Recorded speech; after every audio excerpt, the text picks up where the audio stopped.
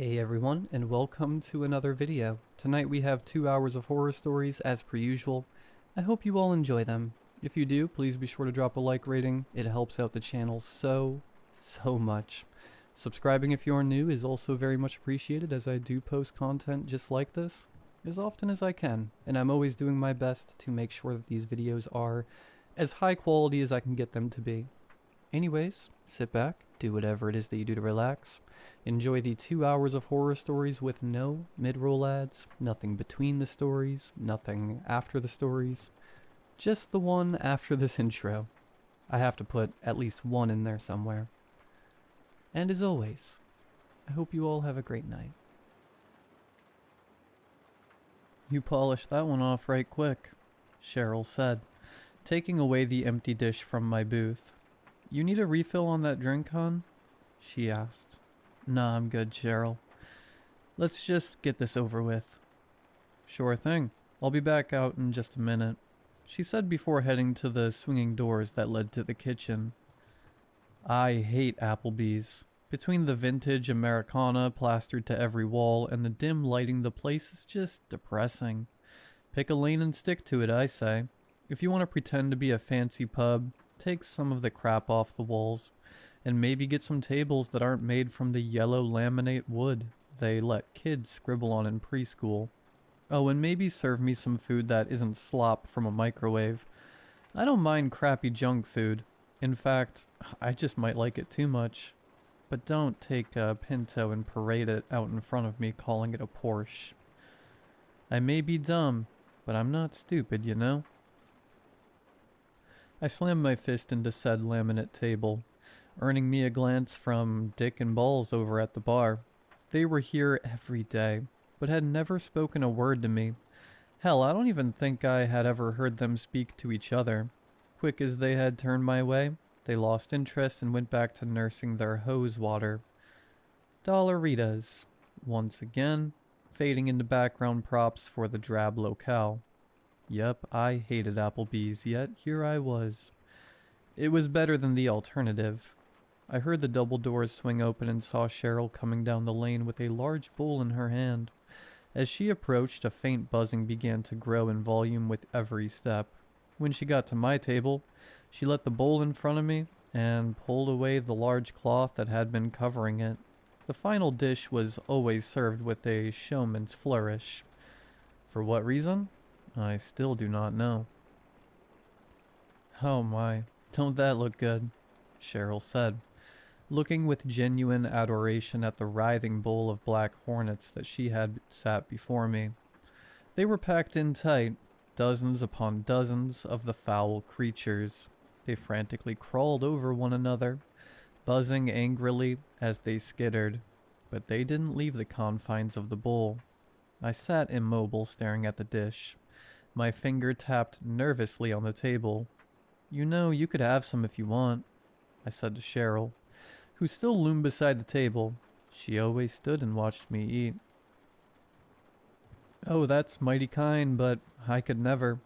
That's your dish. You're the customer here. It's just my job to take care of you. Figures. Cheryl loved all the food, but never wanted to eat it. Go on now, she said excitedly. It's gonna get cold.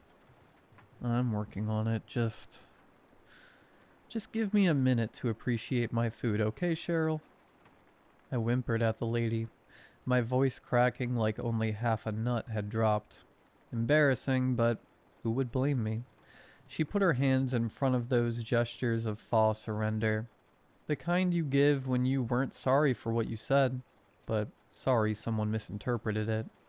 My apologies. I just want you to enjoy it, that's all. Yeah, enjoy it. Okay, Cheryl. Time was wasted, and there was one thing I was certain of. It was that sitting there staring at that bowl wouldn't make it go away. So I took a deep breath and reached inside. My hands pulsed with the vibrations of the wings as I raised the ball of fearsome insects and plopped them into my mouth. I started to chew and the wasps began to sting. White-hot pain filled my throat. While I chewed, the wasps, not instantly ground up between my teeth, angrily drove their stingers into my tongue. Some took flight in the small cavern of my mouth and flew down the back of my throat, choking me and piercing the soft walls of my esophagus with their stingers, before sinking to acid death awaiting them in my stomach. My eyes watered. I reached into the bowl for another bite, some dropping out from the sides of my mouth when I couldn't fit the whole handful over my now swollen tongue. Cheryl dutifully scooped these escapees away like the discarded peanut shells I had spent my childhood happy throwing on the floor, all the while watching my agony unfold in solemn silence. An unsavory grunting was emanating from my throat now. It hurt to chew. Hell, it hurt to even flex the muscles of my throat, but my gag reflex was on autopilot, trying to free itself from the chitinous bits that clung to the back of my tongue like broken husks of popcorn. I tried to swallow my third mouthful of tiny demons and came up short. The wad of chewed bugs hung stuck in the back of my windpipe, refusing to go down. My throat was swelling shut. I retched. I coughed. I wheezed. I even wound up a fist and punched myself in the gut, trying anything to reclaim my open airway. But the multitude of stings were taking hold. With every second, I felt the breaths I took grow more shallow. One hand clawed at my throat, while the other frantically waved at Cheryl, but I knew that wasn't going to do any good. She just stood by, watching. Panic washed over me, followed by an intense wave of dizziness. I looked at her pleading one last time before smacking face first into my table and spilling the remaining wasps to the floor. Cheryl took her rag and wiped the bugs clean, then picked up the dish and headed back to the kitchen. I awoke with a start and found myself sitting in my booth, the menu already placed in front of me. Every time it always felt the same, like you just came to from one of those dreams where you were falling and your whole body jolts to life, still carrying that imagined momentum. Cheryl has already made her way to me.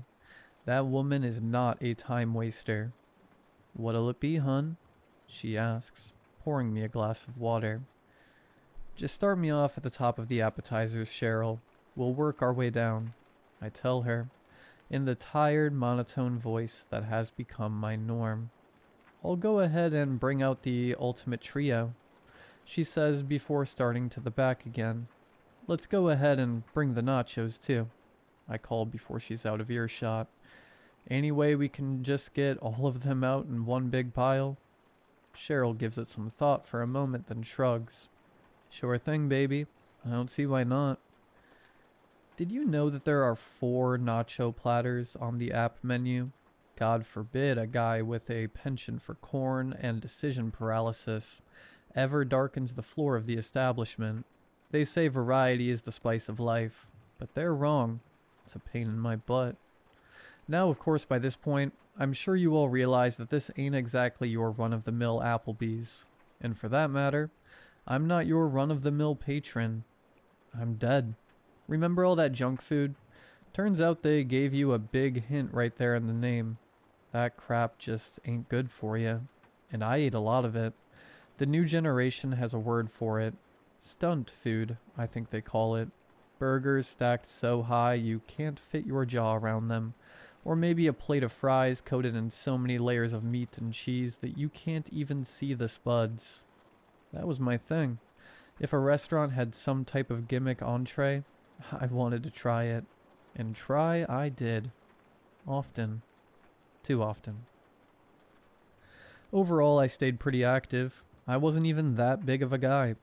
But all that fat and cholesterol slowly built up on my insides. It sat hidden away. A silent killer choking out my arteries until one day my heart just couldn't keep up. Funnily enough, I had been out at the local park, walking my dog when it happened. We got to the uphill portion and each footstep I took started to feel heavier than the last. I figured I was just really beat, but when my breath began getting shallow, I knew something wasn't right. Another couple of steps and it felt like someone had tied a rope around my chest and yanked it taut. I was on the ground in seconds. Tater ran around me in frantic dashes, barking, while I curled up beaten to submission by the waves of squeezing and stabbing pain shooting through my heart. I heard some footsteps rushing up to me before I faded away, but they were too late. I closed my eyes on the world and woke up here, at Applebee's. Threw a fit the first day I was in. Where am I? Where's Tater? What's going on? Got the attention of Dick and Bowles, who threw a pair of cursory glances my way from over at the bar. They paused the slow sipping on their cheap margaritas that always seemed to be full, even though there's not a bartender in sight, and stared holes into me. Wouldn't speak a word though when I hit them with my spattering of questions. The silence exasperated me further, and my voice got louder and louder till I was full-blown shouting in the empty restaurant. Eventually my hollering mustered Cheryl from the kitchen, but by that point, I was already heading for the door. She tried to call out to me, but I wasn't listening. I heard a faint, "I wouldn't do that," before I slammed into that wooden door like a linebacker with 2.0 GPA that knew a scout was in the crowd. The wave of heat that hit me in the face was a shotgun blast. Point blank, straight to the skull. Beads of sweat pooled and evaporated before they could even run down my brow. As I flailed out the door and stumbled over my own feet, I could feel my lips dry and crack on the trip to the ground. I hit a patch of sidewalk and my skin sizzled. The first in a vast collection of injuries sustained at this god-forsaken Applebee's. I leapt to my feet and my eyes grew so wide I expected them to bulge out of their socket. I was standing on a 4x4 block of sidewalk, but a couple good steps away from me, the ground just flat out ended. The Applebee's hung suspended over a gaping pit that burned with a fire, the likes of which I had never seen. It made the horizon glow with a deep, hateful shade of orange, and roared with such intensity that it sounded like I was trapped in a wind tunnel. Yet, over the roaring blaze, that was something more. It wasn't the roar of the flame I was hearing. It was screaming. As I looked on in fearful awe, I could see them. Thousands upon thousands of bodies rolling, writhing, burning, dripping flesh of magma sloughed off of them as they crawled upon one another, desperately pulling themselves forward, seeking any respite from the blaze. But with every forward motion of one, another slid further down, the process repeated ad infinitum. An ever-ascending ladder of the damned, reaching for an impossible destination. I was standing at the precipice of hell. "You might want to come back inside." A voice behind me broke me from my stupor, and I felt a hand on my shoulder. "If you fall, that's it. Done is done," Cheryl said, looking out over the pit with a sad gaze. I didn't need more convincing. I rejoined the waitress and took my spot at the booth that would indefinitely serve as my home. It was a bit more amiable to listen after witnessing the pit, and Cheryl gave me a vague, yet simple explanation of my predicament. I was dead as a doornail. A simple fact that was easy to accept after stepping out that doorway only to find myself at the brink of oblivion. Yep, I was dead all right, but that status of my eternal soul, that's where things got confusing. Believe it or not, I was a pretty good fella before I kicked off to the afterlife. Sure, I've got a bit of an attitude now, but you spend your endless days in a lonely Applebee's overhanging eternal hellfire, and tell me just how sunny your disposition is. I met just about all the requirements to march my way to the pearly gates. I was a good husband, volunteered at an animal rehab facility, and still called my mom every weekend. Even went to church on a fairly regular basis, and put my 10% in the plate every time. I would have been an easy case if it wasn't for that stunt food. Gluttony is a deadly sin, folks. And when you have to sign a waiver to eat a burger because it is so bad for you, well, that's gluttony. I had lived a good enough life to keep me from the hellfire, but I couldn't just waltz into the pearly gates. My consumption of all that greasy BS was close to, willfully taking my own life. I had chosen to abuse my food, and I had to repent for my lifestyle.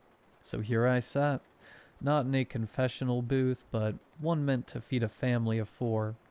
Cheryl came out of the kitchen with one of those big platters in hand. She had opted to save time and just had them make my nacho arrangement on the serving tray instead of separate plates. "Here you go, hon. Careful now, that cheese is hot," she said, placing the mountain of corn chips in front of me. "Anything I can get you?" "No, I'll be good for a while. Thanks, Cheryl," I replied, picking up a chip and starting in on the portion with the spinach dip. It only took a few bites before it hit me. By this point, I knew it was coming. Happened every time, sure as clockwork. But that didn't make it any more pleasant. The all too familiar wave of nausea that came from stuffing oneself a little too close to capacity rolled over me. I belched and felt the acid in my throat. A little bit of spinach dip sputtered out onto my chin. "Let me grab some extra napkins," Cheryl said. She returned a moment later with a small pile of paper towels and passed them to me, then returned to her spot, dutifully watching me suffer. It was always like this. Once I started eating, I immediately felt like I couldn't eat another bite, like there was no more room in my gut for more food. Yet I always did, and there always was. Acid reflux, nausea, protein farts. For the rest of the meal, I would be assailed by all of it, sitting right on the verge of vomiting. On the rare occasion I did, usually on purpose, just to buy myself a brief respite from the meal while Cheryl cleaned the table. I don't know the inner workings of divine justice, but from what I could tell, the gist of it was this. I had willfully put my body through the ringer with so much crappy food that now I had to experience the worst of what it would do to my body, day in and day out. According to Cheryl, the goal was to make it through the menu. If I could finish my meal, I could leave. The problem with that was the final item. This accursed Applebee's had a special item on the menu, one that I could only order after I finished everything else. It was always a secret, and it was always horrible. The first time Cheryl ever brought out my final meal, I thought repentance was going to be a piece of cake. 3 blobby fish stared up at me from the plate as Cheryl presented it to me with a big smile. "Ah, they're so fresh. It's like we just plucked them up out of the ocean," she grinned, looking hungrily at the trio. I wasn't the biggest fan of seafood, especially whole and raw, but I was sure I could manage. I started chowing down and thought it was going well, all things considered. Then halfway through fish number 2, my fork clattered to the table. I had slipped out of my grasp as my arm went numb. I tried to pick it back up, but found that I couldn't move. A couple more moments and I couldn't breathe. Turns out pufferfish are pretty poisonous. Tetrodotoxin, it's called. Even the name sounds heinous. Next thing I knew, I was back in the booth, heart racing with that falling sensation. Ready to start round 2. The next final meal wasn't so subtle. I did a double take when Cheryl plopped down a shimmering plate of broken glass. I was in utter agony as the micro shards embedded themselves into my gums and scraped at the sensitive roots of my teeth. By the time I had swallowed all of it, my throat was tearing open at the seams. Died a couple minutes later from blood loss. Getting into heaven wasn't going to be an easy task. I fought my hardest. I really did. But there's only so much a man can take before he starts to lose hope. I could make it through the regular menu like clockwork. Nausea be damned. But that final meal, the last hurdle to make it home free, was always too much. I had resigned myself to spending eternity in that booth, yet I kept eating. I had to. Nothing that happened to me in here could possibly be as bad as the pit awaiting outside. And if there was even a sliver of a chance that I made it through the final course, well, how far would you be willing to go for eternal bliss? Sometimes Cheryl would be down for a moment of conversation. It was always a nice break from the monotony. She was business-minded, though. I could only keep her gabbing for so long before it was back on the saddle and time to eat again. I polished off the last of the lava cake. What a sorry excuse for a dessert. I'm pretty sure we sold those frozen bricks of chocolate for our school fundraisers back in the day. Guess Applebee's is a fan of education. No child left behind here. All right, Cheryl. I guess it's about that time. Bring me my last supper. She gave me a bit of a frown, but not at all the same. I had a feeling she wasn't super big on the religious humor. I steeled myself, mentally preparing for whatever horrors awaited. Cheryl was quick on her feet. A few moments passed, and she was already bustling back through the door with a covered tray in hand. It was a big one today. My heart leapt in my chest when she pulled away the covering. It was a rattlesnake. I hated snakes. Had been terrified of them ever since I was a kid, and Tommy Martin, the school bully, had let a black snake loose behind me in the bathroom. I stood atop the toilet, bawling my eyes out, until the janitor heard and came to my rescue. That one had just been a baby, but the one sitting in front of me now was probably 7 feet long. I jumped in my seat when it rattled at me. I could see it following me with those glaring, slitted eyes, watching, waiting for me to reach out and touch it, to give it permission. Once I laid my hands on it, it would be free to mess up my day, and I could tell that it wanted nothing more. The rattle sounded again, shaking right to my bones. Cheryl clapped with glee. Well, isn't that fun? I love novelty desserts so much. Is today your birthday? I wanted to slap that woman, but I was frozen in my seat. Out of all the horrible things I had faced, this was just too much. My hand trembled as I managed to lift it to the table, the rattler's eyes following my every move. Its forked tongue flicked excitedly. Go on now, Cheryl said. I couldn't. It's gonna get cold. But I had to. I reached closer, my hand about to make contact. I swear I could see the snake's coils tense with anticipation, right before brushing along the rough scales. I stopped short. In the throes of desperation, my panic-ridden mind had produced a Hail Mary, an idea so simple that surely it wouldn't work. Cheryl, I can't do it, I said. That last bit of lava cake filled me up. The snake let out another fierce rattle and I continued. It looks so good, but I'm just too full. I've already eaten so much. I should have quit a long time ago. Cheryl gave me a long look. You know, my ma used to always say, the meal's only done when you're full. A soft smile graced the edges of her lips. I'll go get your check. After all this time, after so many meals, I had complained, moaned, vomited. Hell, I had died. But I had always kept on going. Never once had I taken a moment to just say, no thank you. Fueled by the desire to free myself, I was further trapped in a prison of my own making. I'm an idiot. I burst into a fit of laughter, a joyful, painful conglomerate of my pent-up agony, and my impending salvation flowed out of me in a fit of giggles. Earned myself the envied third look from Dick and Balls over at the bar. Cheryl came over with my receipt, and I hugged the woman. She returned the embrace as I cried into her shoulder.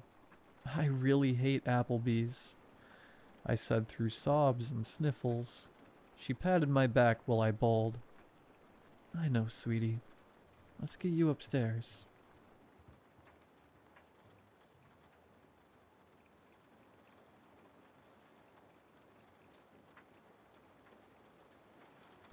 I'm the senior deckhand on a 68-foot trawler called the Margaret Ann. I have worked this boat for 14 years. The crew is 6. Captain Hal, First Mate Donnie, Engineer Pete, and 3 deckhands. Me, Manny, and Ruben. 6. Hold on to that count while I tell you the rest of this. I do the head count before every dredge. That's my job as senior deckhand. Before we lower the trawl, before we haul it back, before we open the code end, I count. 6 men, accounted for, all in their right positions. It's a safety thing. The code end can swing when it comes up full, and if we're missing a man we don't know about, he could be in the water. I have done this head count on this boat for 14 years. The number has always been 6. I want you to remember that I am the one who knows.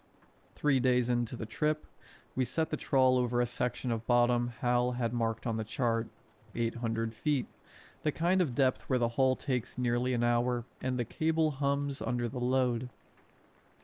We started bringing it up around 2 a.m.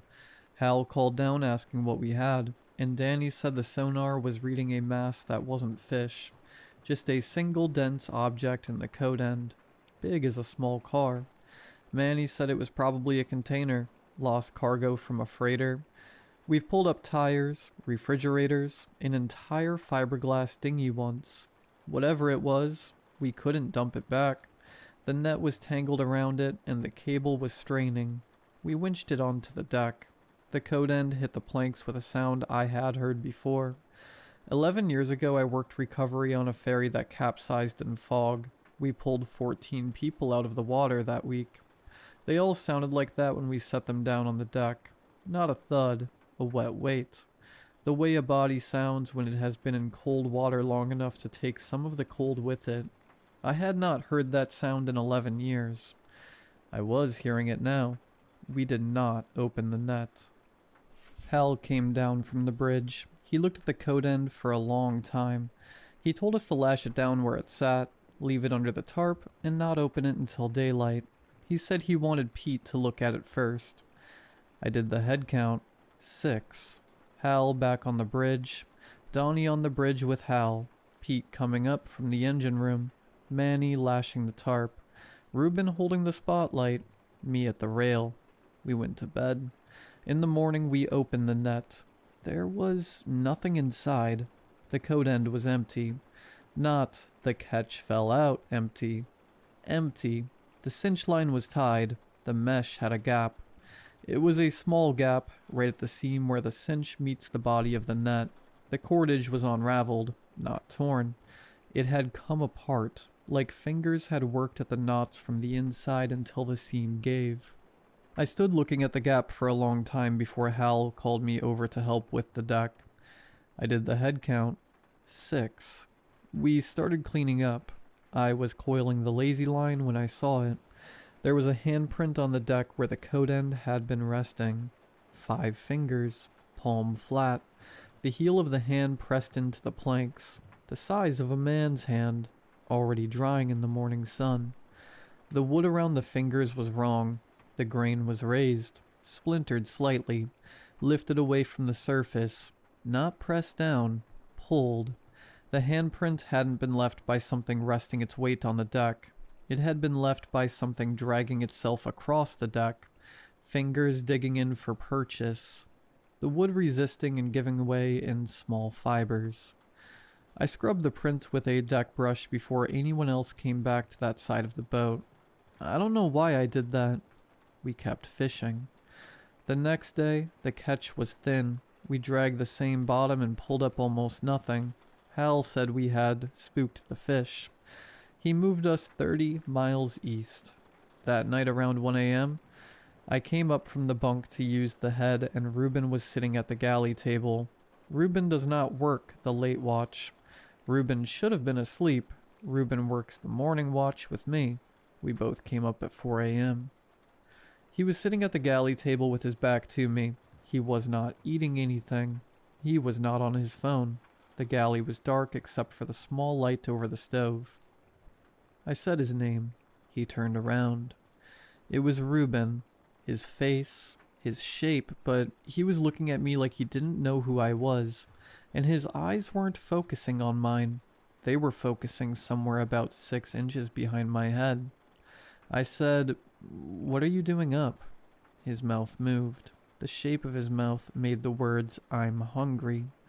The sound came a half-second later. The voice was Reuben's voice, but it arrived after his lips had already finished the sentence and gone silent. as if the words had to travel from somewhere else to reach me. There was nothing in front of him. No food, no plate, no cup. I stood there for a few seconds. He turned back around and faced the dark wall again. I went to the head. When I came back through the galley, he was gone. The chair he had been sitting in was still pulled out from the table, not pushed back in. I put my hand on the seat. The wood was warm, body warm. I went down to the bunk room. Reuben was in his bunk, asleep, snoring the way he always snores. I checked. I shook his shoulder. He woke up enough to swear at me and then went back to sleep. I stood in the bunk room and counted.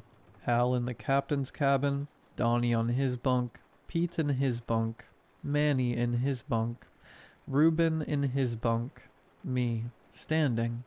6. I went back up through the galley. The chair was still pulled out. I put my hand on it again. Still warm. I went to bed. I came up at 4 a.m. for my watch. I walked through the galley on the way to the deck. The chair was still pulled out. I put my hand on it. Still warm. Same temperature it had been at 1 a.m. Body warm. The chair had been warm for 3 hours, and the wood was old, and the galley was cold, and nothing should have stayed warm that long. Whatever had been sitting in that chair was warming it from inside the wood. I worked my watch. I came back through the galley around 6 a.m. The chair was still pulled out. The wood was cool now. Whatever had been sitting there was finished. The next day, Reuben did not remember being in the galley. I asked him. He said he had slept through the night. I asked Manny if he had heard me come up. Manny said he had not heard anything. I started counting more often. Every time I came up on deck, every time I went down to the bunk room, every time I passed someone on the corridor. The count stayed at 6. The count was always 6. I am writing that down because I want it on the record that the count was 6 right up until it wasn't. Day 6 of the trip. Hal called everyone to the wheelhouse for a quick meeting about the route home. We stood in a half circle around the chart table. I counted heads. 6. He talked for about 3 minutes. He told us the bottom east of here had been dead, and we were going to pack it in early and run back to port a day ahead of schedule. Then he told us to get back to work. We started filing out of the wheelhouse. The rest of the day I worked the deck. We were stowing gear, breaking down the trawl, washing salt off the winches. I counted 3 times that afternoon. Each time I came up at the same number. 5. I did not register that the number had changed. I want to be precise about this. I counted 5 and I wrote 5 in my head, and I did not feel the count was wrong. I just kept working. It was sometime around dinner that I realized I had been counting 5 for hours, and that an hour ago I had been counting 6, and that no one had left the boat. We were 150 miles from shore. No one could have left. I went to Hal and asked him who else was on the boat. Hal looked at me for a long moment. He said, "What do you mean?" I said, "How many of us are there?" He said, 5. Always been 5. You feeling okay? I went back to my station. I did not finish the evening's work. I sat with my back against the rail and tried to remember the name of the 6th man. The name would not come. I have worked with him for 14 years. I should know his name the way I know my own. But when I tried to think of him, I could only think of his place at the rail, his hands on the cinch line, the way he laughed at one of Hal's jokes once, on a calm day, 4 trips ago. I could see the place where he should be. I could not see him. I went down to the bunk room. There were 5 bunks. I had never noticed there were only 5 bunks. I would have sworn there were 6. The space where the 6th bunk should have been was wall. The wall was old. The wood matched the rest of the bunk room.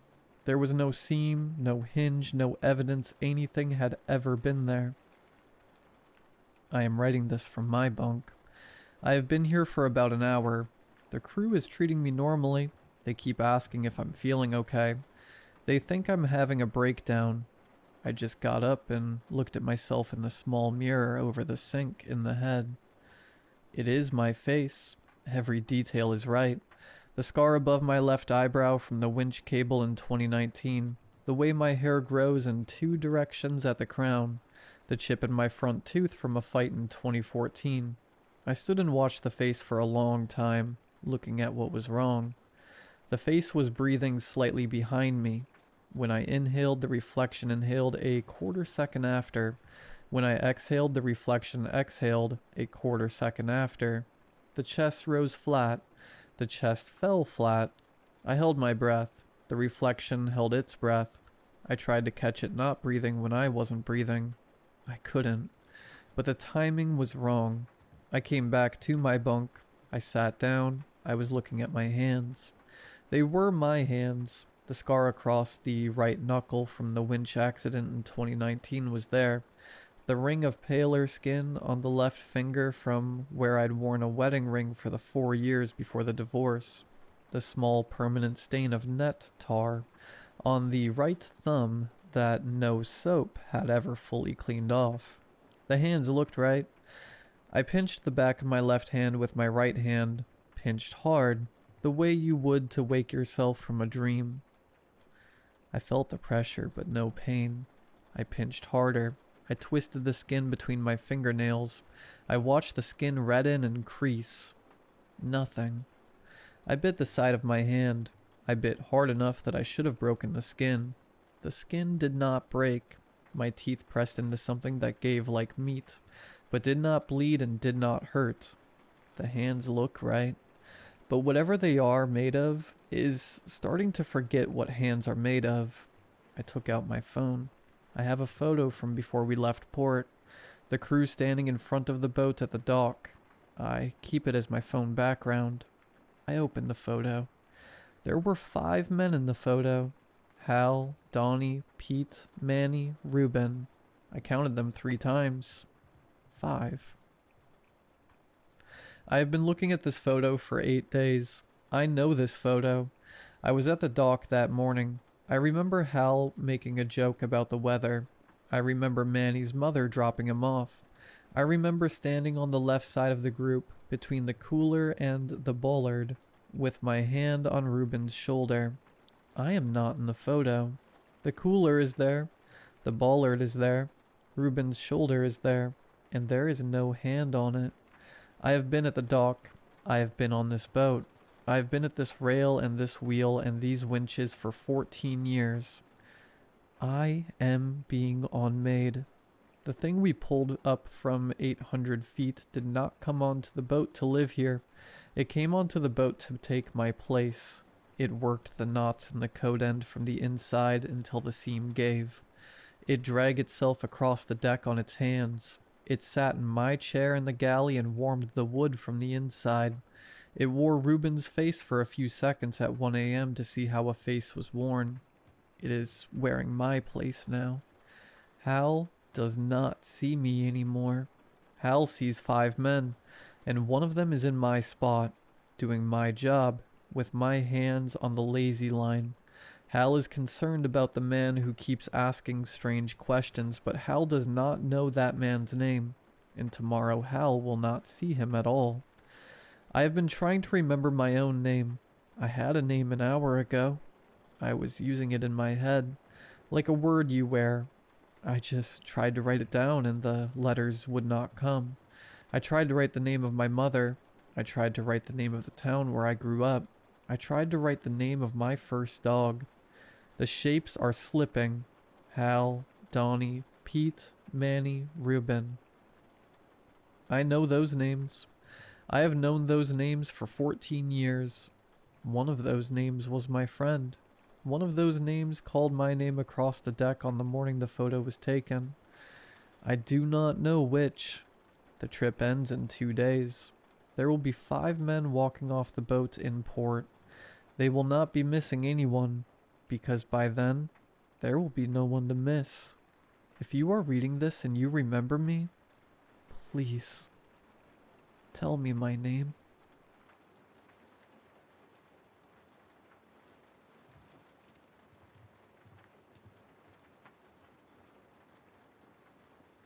It all happened when we were 8 years old. It started when my friends told me about a strange thing they saw while exploring the woods behind the school. We call it the hands, Craig said. It's so freaky. You're gonna freak when you see it. It's so awesome, Miranda, Craig's sister, said. At recess, they led me into the woods. We walked on the dirt path for 5 minutes until we came to a large, distinctive tree stump. From there, we took a left, off the path, and continued into the forest. The way was marked sporadically by arrows carved on the trees. That's how Craig and Miranda had found it in the first place, following the arrows. After another 5 minutes, we came to a tall wooden fence, a square about 50 feet away. The old fence splintered and decayed. Remnants of white paint spelled DGRKPUT.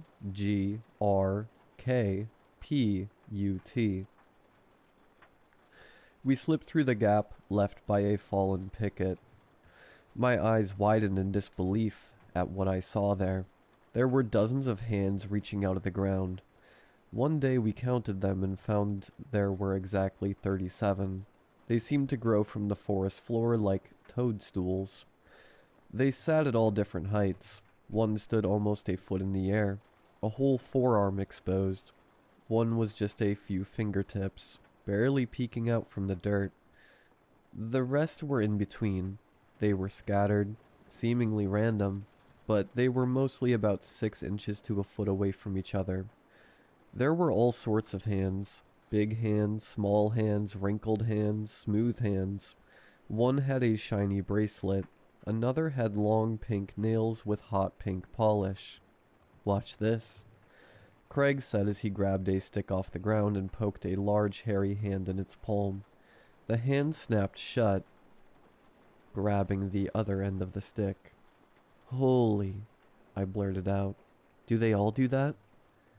Yeah, Craig answered, grinning.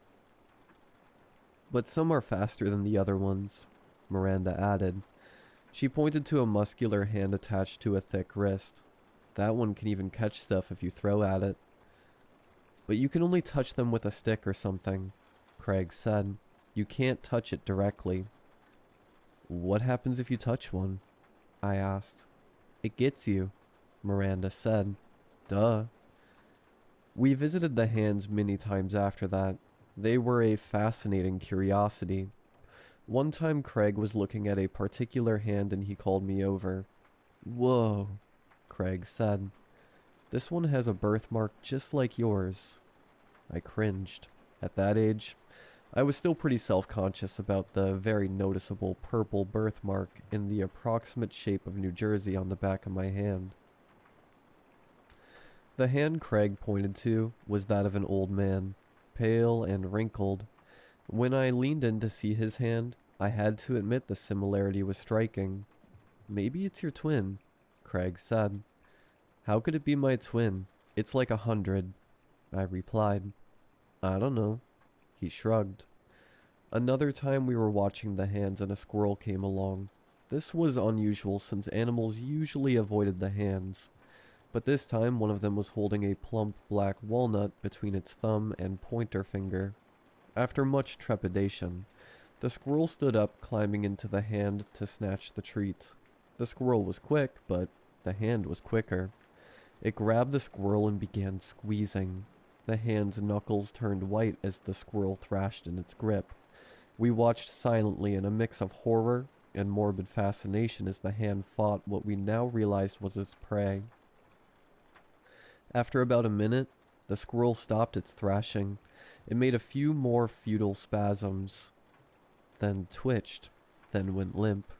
The next time we returned to the hands, the squirrel was gone.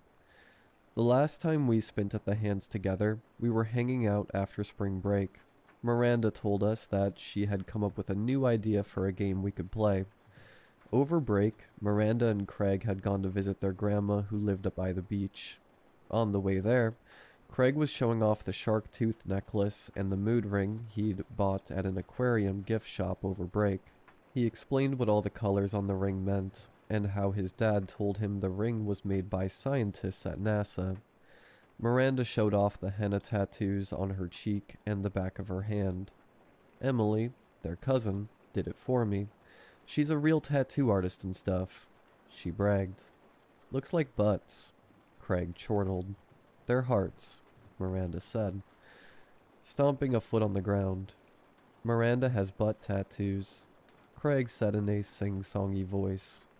Whatever, Miranda said. The argument stopped as we arrived at the hands. So here's the game, Miranda said. You have to be super brave. With that, Miranda hopscotched between the hands. She took jump after jump, threading the needle between them until she got to the other side of the clearing, about 40 feet away from us. Come on, Miranda called over to us. It's easy. Me and Craig both hesitated. After a long, heavy pause, Craig spoke up. I don't know if that's a good idea, he said. 'Cause you're scared, Miranda teased. I can tell 'cause your ring's black. That means scared. I can see it from here. Nuh-uh, it's not black, it's blue, he said, raising his hand. See? Craig took a deep breath, puffed his chest, and jumped through the hands. Well, he did so less gracefully than Miranda. He made it through to stand next to her. Now you have to try, Craig said, pointing at me. I don't want to, I said. What if I accidentally touch one? Chicken, Miranda teased. She and Craig made squawking sounds at me while folding their arms like chicken wings. You're being dumb, I argued, my cheeks feeling hot. I took a hesitant step in between two of the hands. Then I took a hop deeper into the field. On my third hop, I almost lost my balance. For a split second, I was sure I was going to fall into the grip of the bed of hands. However, I quickly regained my balance. Scared, I hopped back out to safety. Lame, Craig teased. You barely got in at all. My heart was still pounding from almost falling. My cheeks started burning and I felt my eyes begin to well up. This is a dumb game, I yelled. I don't want to play anymore. With that, I stormed off. Craig and Miranda called after me, but I didn't listen. To this day, I wonder if things would have gone differently if I hadn't stormed off in my little temper tantrum. That night there was a ring at my door. It was Craig and Miranda's parents. They hadn't come home that night. My parents asked me where I last saw them. Craig, Miranda, and I had a sort of unspoken understanding that the hands were a secret. We hadn't told anyone else about them as they seemed the kind of things parents may not approve of. But now I was worried. We went out into the night, flashlights in hand, and I showed them to the area. They looked at the scene with awe and disbelief, scanning it with the flashlights. A few seconds of looking later, Miranda's mother screamed. After another second, their father started screaming too. Their flashlights were fixed on two hands jutting out from the ground, right next to each other. These hands hadn't been there before. They were the tallest there, as nearly their whole arms protruded from the ground. When I looked at them closely, my heart sank. They were small hands. A black mood ring on one, a heart-shaped henna tattoo on the other.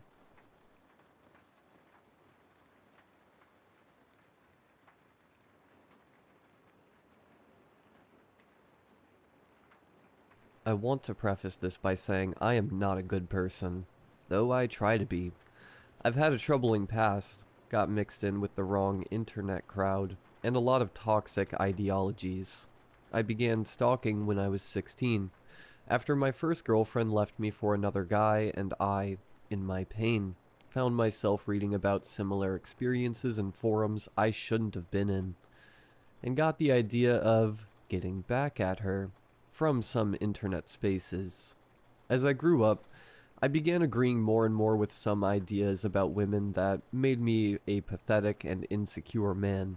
I became severely attached to my partners and wanted to have total control, always fearful they might be cheating on me or doing something else to try and hurt me. It didn't help that I was always rushing into relationships, always trying to avoid that sense of utter loneliness that came with being single.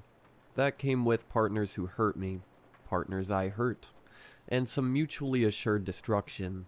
My insecurity and distrust made me a somewhat skillful stalker, and I secretly spied on my partners however I could.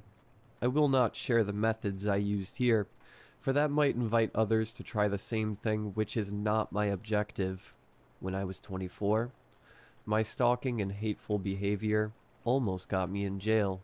I got a restraining order, was required to attend anger management classes and therapy. It was the first time I had to face consequences for my abhorrent actions. And while I'll be the first one to admit that these consequences weren't as severe as some people might want for people like me, they ended up actually helping in setting me straight. My therapist was an older woman I'll call Miss Price. She helped me a lot in dealing with my issues, all the deep-seated hatred and insecurities I had. If it wasn't for her, I wouldn't be who I am today, 6 years later. She learned every bad thing I went through, every horrible thing I did, and showed me kindness and understanding I never thought I deserved. Over time, she became a sort of motherly figure to me, and although at 26 I had made so much progress that my visits became more sporadic, I still kept in contact with her via email and social media. 3 years ago, I met Emma, a gorgeous girl with a bubbly personality and a heart of gold, always wearing muted greens and reds and sweaters and scarves, silky brown hair reaching down her back, and a pair of round glasses that completed that cozy look that immediately made me feel attracted to her.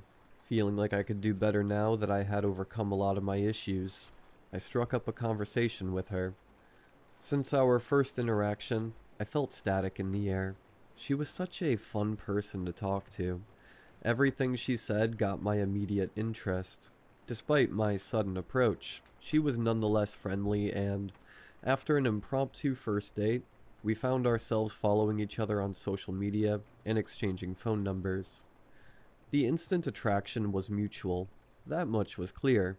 We made plans to go out again the very next week, and over time our dates became more frequent as we became more involved in each other's lives. Emma was a light fantasy writer, and had a blog in which she posted short stories on. She was fairly popular and even had a novel on the works. When I first got to read her works, I was immediately transported into the world she portrayed with pen and paper. Truly, my new friend had clear talent, and that aspect made me fall for her even more. Still, I made sure to take it slow. I wanted the both of us to get to know each other better before asking her to be my girlfriend. After 5 months, however, Emma was the one that confessed her love for me. I was so happy to hear that from her. But I knew I couldn't start a relationship with her without telling her about my past. So I did. I told her everything. The things I'd done, the things that were done to me. I tried to be as raw as possible, not to excuse my actions in any way, and to show I was trying to be a better man. And sweet, sweet Emma decided to give me a chance. She was truly an angel, and I promised to myself that I'd be the best boyfriend I could for her. Our relationship developed a lot quicker after that, and while I often found myself thinking of checking her phone for anything suspicious while she left it unattended, or trying to look through the list of people she followed in her accounts, I always stopped myself before I could act on it. I tried my best to trust her, and I was always honest about having those thoughts with her. Sometimes she'd show me the people she was talking to all on her own, trying to ease my worries when I was struggling the most. Emma cared deeply about me and wanted me to get better. Her openness was so refreshing, and it was something I had never experienced before. Her support meant the most to me, and over time, I found myself able to feel at ease while being with her. There were still times I felt a worry or need to do something stalkerish, but it became a lot easier to manage, as I had no real reason to doubt Emma in the slightest. In my happiest moments, I considered both Emma and Miss Price to be my saviors. Everything changed about 1.5 years into our relationship. Emma was an only child, and still very involved in her parents' lives despite living on her own and being only a year younger than me. I couldn't say the same about me. My parents hated me for becoming such an awful person, and they were unwilling to give me a second chance. I understood where they were coming from, but that didn't make it hurt any less. It was winter time, and Emma's parents invited us to a trip in the mountains. By that point, we had been acquainted for a while, and thanks to their kindness, no doubt where Emma got that from, I felt like I had a family again. Tragically, I was unable to go, as my work kept me especially busy on the days leading to Christmas Day. Sometimes I wish I had gone. Maybe things would have gone differently then. The day before New Year's Eve, a man called me on the phone claiming to be a man named Hank, one of Emma's uncles.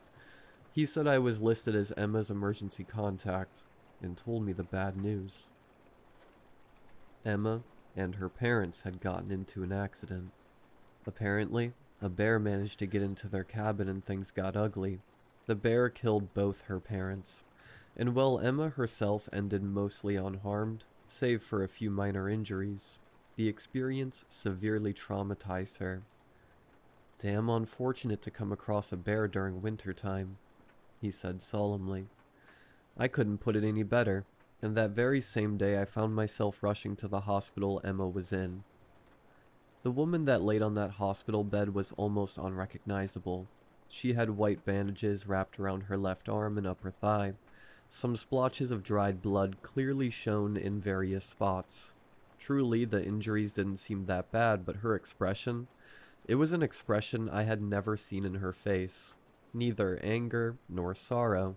Rather, complete emptiness. A nurse told me she was still in an emotional shock, and that it might take weeks or even months for her to recover. As I tried talking to her, she replied to me in a dry, monotone voice. Her eyes looked dead, as if there was nothing left of the woman I loved. Later, I found she had incurred memory loss. Weeks passed, and I had her move in with me so I could take care of her. It was an uncomfortable time, but I genuinely wanted to take care of her and help her recover. She became clumsy, and she had forgotten even the most basic of things. I had to teach her things like how to eat properly and how to cook. She was relearning many things, including some she taught me herself in the past, and most of her friends and family were severely worried for her well-being. I sought the aid of specialists in the medical field, and was told it was most likely due to high stress or perhaps some head injury we didn't know about. After getting some studies done, we were told they could find no such injury. At least her ability to relearn these skills wasn't impeded in the slightest, and it seemed as if her mind was as sharp as ever. It was a tough time, and with memory loss, I was also forced to manage her social media and keep note of her passwords while she readjusted. This gave me a lot of unwanted power over all her messages and information, but I felt proud for being able to fight those urges with relative ease. 6 months later, things came back to a somewhat normal state. Emma learned things quickly, and seemed to become much more efficient at doing everything than before. That also came with a shift in personality, however. Her bubbly and kind demeanor changed to a more serious and uncaring attitude. It was as if she had become a completely different person, as if my Emma wasn't there anymore. At first, she wouldn't even hug me, and I didn't want to try any kind of intimacy, knowing she didn't remember her feelings for me. We didn't even sleep together. I just let her sleep in my bed while I slept on the couch. As she began getting better and questioned what our relationship was, I told her that she could decide that once she processed her feelings for me. As much as it hurt, I didn't want her to feel forced to be with me if she didn't feel love anymore. Soon after, she started demonstrating affection in weird ways. She would bite me, over time with greater intensity, and lick my arms or neck, all the while still unwilling to hug me often, or even kiss. After that, I would wake up in the middle of the night and find her standing next to me staring. Often I'd shriek in horror at the sudden sight of a dark figure in front of me. but as it became a common occurrence, I got used to it. Every time I asked her what she was doing, she told me she couldn't sleep that night, and that watching me sleep helped her sleep as well.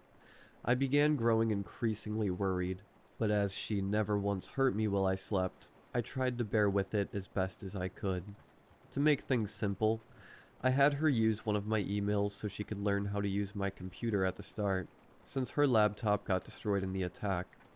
After she had readjusted, it became a habit for her to keep using that email while using my PC, even though her phone had her normal email in it.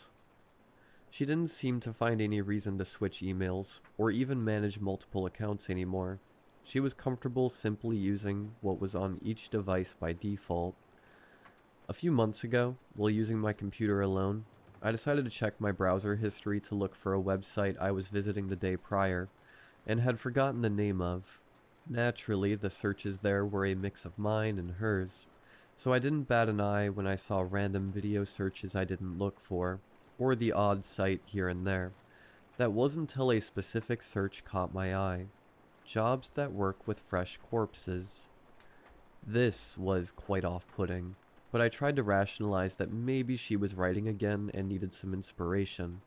After all, her memory loss also came with changes to her interests, and while she no longer was into writing, she developed a taste for horror that could be leading into, perhaps, writing stories of a different genre.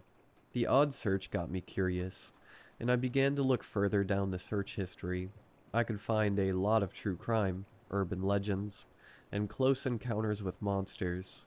I also noticed that, every few weeks, she would look for reports on the incident that took her parents' life, often looking at the original publications and the few updates made throughout the initial months. Although she didn't seem to remember it, she appeared to have gained some sort of morbid curiosity for the subject.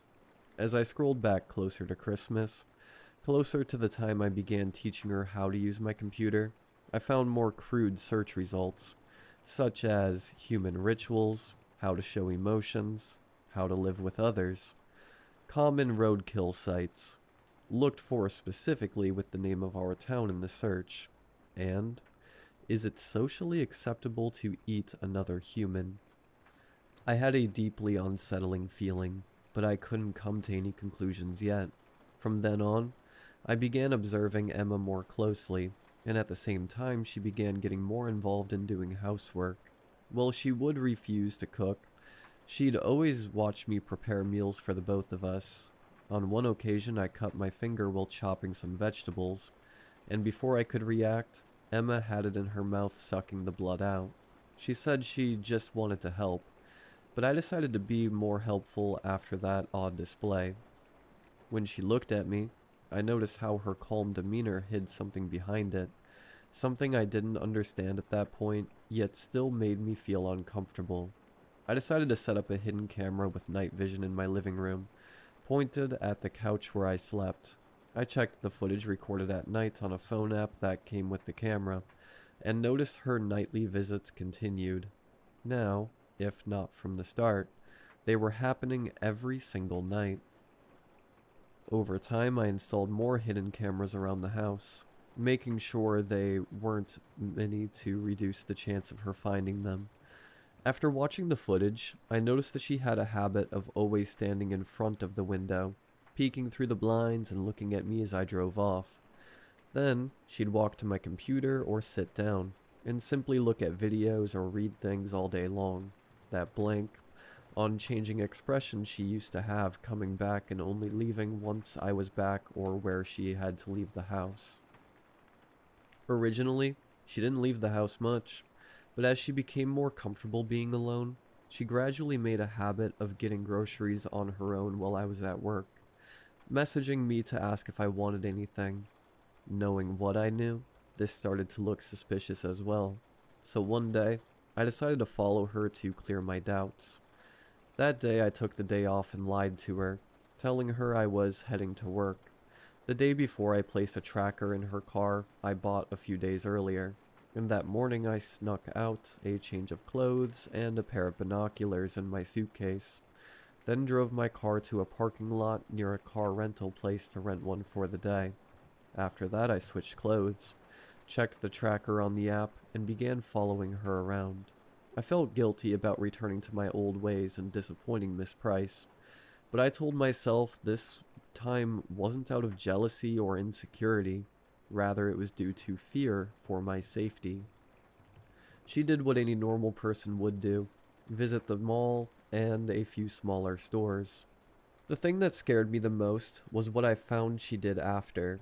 I followed Emma back home, making sure to keep my distance, and parked the car a few streets away, far enough to be unnoticed and close enough to use my binoculars.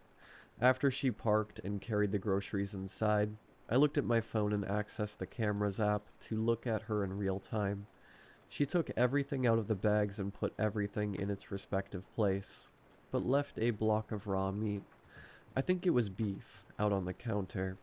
Next, she got a mop and a bucket, took off all her clothes, threw them on a nearby couch, grabbed a chunk of meat, and began eating it. My jaw hit the bottom of the car as I looked at my now ex-girlfriend eating raw meat with nothing on. The fresh blood dripping down her mouth and into her chest and abdomen, in a way that reminded me of some sort of satanic ritual or the like.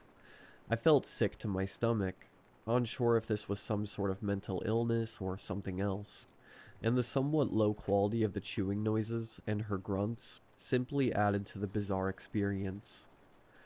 Then, as I recovered from the shock and tried to make sense of what I was seeing and hearing, I recalled her search history and her strange fascination with the attack that killed her parents. I believe in the paranormal, but had never experienced anything myself, and I was wondering if what attacked Emma and her parents that day wasn't a bear, but something else. If maybe, just maybe, my beloved girlfriend had fallen victim to the monster as well, and it had come back pretending to be her. Looking back at the video feed, she kept eating the entire chunk of meat, probably about 4 pounds, though I couldn't really tell from the video alone, until it was completely gone. It was an insane amount of meat that no human should eat in a single day, let alone in a single meal. After that, she mopped down the floor, cleaned herself with a few napkins, brought them to the bathroom and flushed them down the toilet. Lastly, she went to take a shower. All the evidence of her feast, gone. Were it not for me having a recording of it, as far as I could tell, this was the first time she did something like that in the house. No other recordings showed her doing anything like that in the past. That night, I came back home still pretending to have worked. Fortunately, she didn't ask about it, and we spent the night peacefully. Just in case, I put the phone in my pajama pants, grabbed a kitchen knife, and slid it under my pillow before going to bed. I was twisting and turning, unable to sleep in the slightest. Suddenly, I heard the door of my room open, and I pretended to be asleep as Emma walked towards me and stood right in front of the couch. I half opened my eyes and saw the woman I used to love, her face perfectly illuminated by moonlight, mine obscured by penumbra. From that experience, I was able to understand the look in her eyes, that look that had sent shivers down my spine multiple times, even though I didn't know why. It was hunger, a ravenous, primal hunger. I was her prey. I couldn't move. My breathing started to get heavy, and I had to do my best to keep it under control. I pretended to be asleep while that thing kept looking at me. It felt like I was stuck in that uncomfortable space for hours. But whatever the actual time was, she left after a while. When I felt the danger had passed, I was finally able to sleep again, and did so almost immediately. I woke up again with a sudden jolt of pain and found Emma, or the thing masquerading as her, kneeling down and biting down on my left arm. I tried pulling away and she bit off a chunk of skin without mercy. "What is wrong with you?" I asked, the adrenaline quickly rushing through my body as I went on high alert and pushed her away, grabbing the knife with my right hand and pointing it at her while trying to step back. Her words came out so desperate, her voice almost guttural and uncanny. "I'm sorry. It's just your fear. It makes me even hungrier. I leapt back onto the couch and put my free hand in the back seat to try and flip around, but the weight I put all of a sudden made the couch fall backwards, and I stumbled sideways onto the floor behind, falling on my left side while the knife flew off my hand and landed nearby, in between me and the front door. I looked back and Emma was leaping at me like an animal, landing next to my left leg and biting into the calf. Even through the thick fabric of the pants I was wearing, I felt her teeth sinking into my skin like sharp needles, and while trying to kick at her with my other leg in an awkward way, I used my healthy hand to try and reach for the knife. Her mouth wouldn't leave my calf, and it wasn't until she managed to rip yet another chunk of my flesh that she finally let me go. A hole in my pants with blood soaking into the fabric was the only indication that it was my only chance to leave. As it was clear I couldn't fight this thing, I crawled pathetically towards the knife and picked it up, then leaned against the wall next to the front door to unlock it while the creature, now almost completely feral, struggled trying to spit out the cloth stuck in its teeth. The next part was a blur. I recall opening the door and crawling out before closing it behind me. I think the adrenaline coursing through my veins was working overtime, because next thing I knew, I was running out into the street in the middle of the night while the thing chased behind me. I don't know how long that went for, but I'm sure that, had I not closed the door while it was distracted, it would have caught up to me before I was saved. I didn't know how this happened, as I lost consciousness when help arrived. I woke up a few days later, finding myself with bandages not only on my calf and wrist, but also on my stomach. I was told by one of the doctors that the damage I had incurred required surgery, and that there were 2 officers waiting for me to wake up to take my statement. I told them what happened, and fortunately, my phone survived the ordeal with just a few cracks on the screen. I showed them some of what I had gathered, leaving out any of my paranormal theories, and told them she began acting crazier and crazier since the accident with her parents. After explaining everything, I found out what happened after I fell unconscious. A truck with some college guys coming back from a party stumbled across Emma in the middle of the road, digging her teeth into the side of my gut while I was unconscious. They said that the car's headlights startled her, and at that moment they noticed what she was doing. They figured she was some sort of junkie and tried to scare her away. Fortunately, they had weapons on them, so after a few warning shots, the thing scurried away into the nearby woods. The guys called the police and an ambulance for me, and that's how I ended up in the hospital. That was 2 months ago. Since then, government officials came to my home and confiscated my cameras and electronics. I didn't fight them on it, though I was upset I wouldn't be allowed to have any video evidence of what happened. I was told there would be no further issues, but that I should change the locks and get a weapon, just in case. The story that was given to the press was that Emma had suffered a mental breakdown and attacked me, but ran off before police could get to where the guys found me, and hadn't been found since. 9 people have gone missing in that time span. The first 5 were homeless, and sadly, that meant the police didn't put too much effort in the investigations. 2 weeks ago, a cargo worker, a nurse, and a teacher went missing as well. This caused a larger stir in the public, and I hoped it was just a coincidence, but something told me that it might be involved. Yesterday, I found that there was a new victim in the news. It was Miss Price, whom I returned to for therapy after I recovered enough from surgery. Now I find myself alone again, scared of something that might come and try to finish the job. I wonder if this is a punishment for all the wrongs I did in the past, if I got a taste of a perfect life just to be taken away by a force of nature, or perhaps something more malevolent. If someone you love gets in a terrible accident where they're the only survivors, and they seem to become a different person after that, be careful. They might not be your loved one anymore.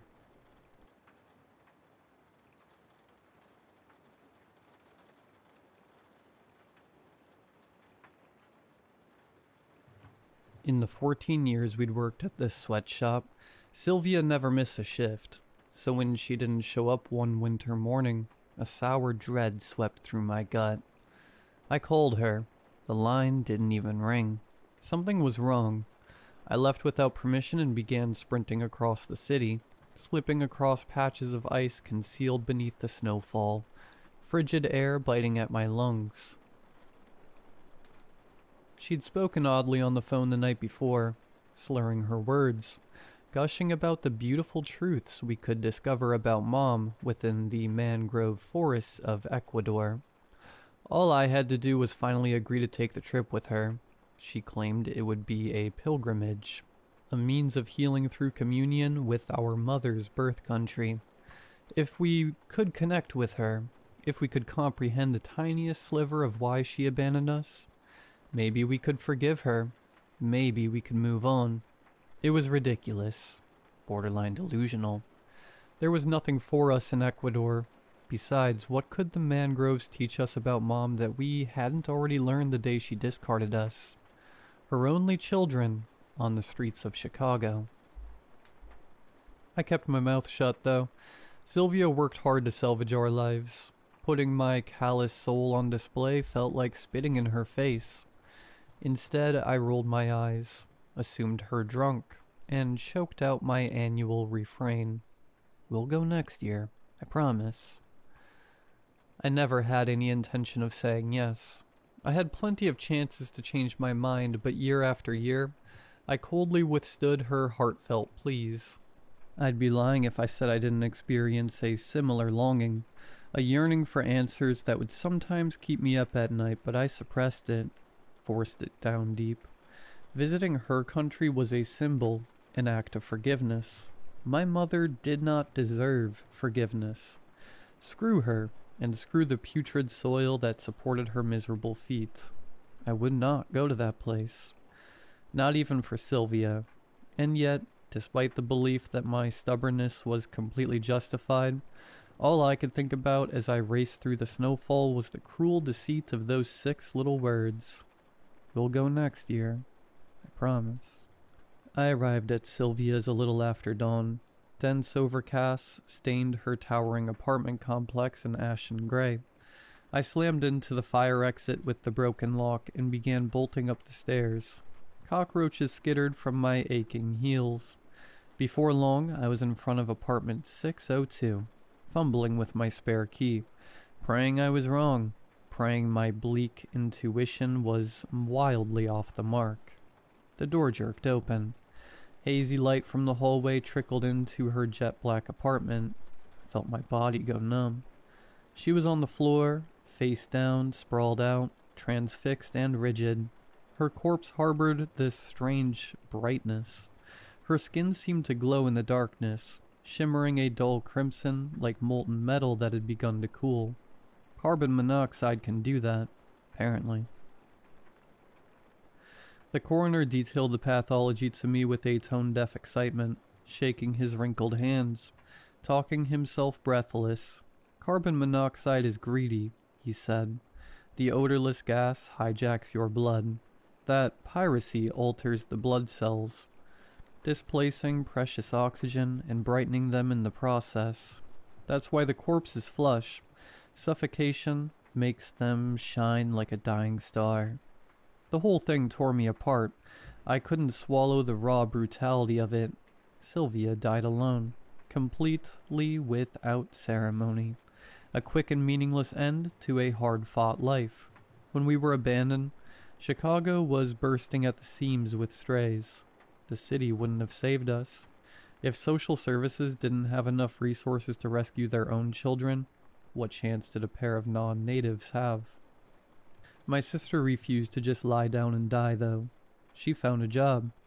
The man running the sweatshop wouldn't allow a 5-year-old to hang around the factory floor, so, while Sylvia toiled away in front of a sewing machine, I hid in the alleyway behind the factory, tucked myself snugly behind this massive battleship of a dumpster at the crack of dawn, and I wouldn't come out until I heard Sylvia knocking a code into the rusted metal. Usually well after the sun had set.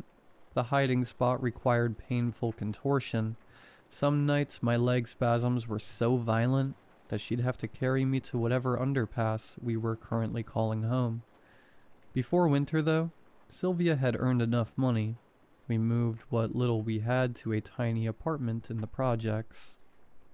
Once I was old enough, she got me a job at the factory too. The sweatshop was a marginal improvement over the dumpster. The smell inside was slightly less foul, and my calves had a little more wiggle room, though I couldn't seem to escape the gaze of this lanky boy with pale blue eyes and a cleft upper lip. It took him a few months to work up the nerve to talk to me. We quickly became inseparable. A decade later, Ryan and I welcomed our daughter into the world. Elisa was about to turn 6 when Sylvia died. I don't want a party this year.